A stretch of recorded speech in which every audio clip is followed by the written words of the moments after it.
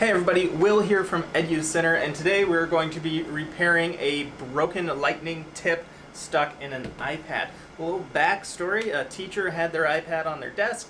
A kid came over to turn something in, accidentally knocked over the iPad, grabbed it so it didn't fall on the floor and shatter, but the charging port on the lightning cable broke, just snapped in half, and now it's stuck in this iPad. So I'm going to be showing you how to easily remove that, but before I do, if you go on to find today's video enjoyable or helpful in any least bit, please make sure you hit that like button, and if you're new to the channel, please subscribe and hit that notification bell so you can always get the latest content from Edu Center.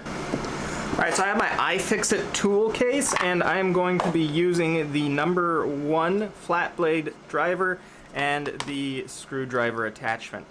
You could try using the tweezers, but they're not as reliable, and these parts right here are not very strong. They might bend. So this is going to be your best bet. The number 1 screwdriver, flat blade screwdriver. So all I'm going to do, as you can see right there, the tip is stuck in there, so I'm just going to grab it from the side. I'm going to dig that screwdriver in,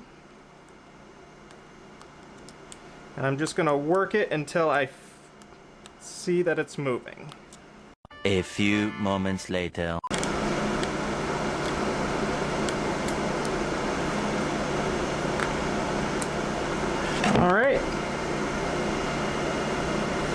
Alright, and there you go.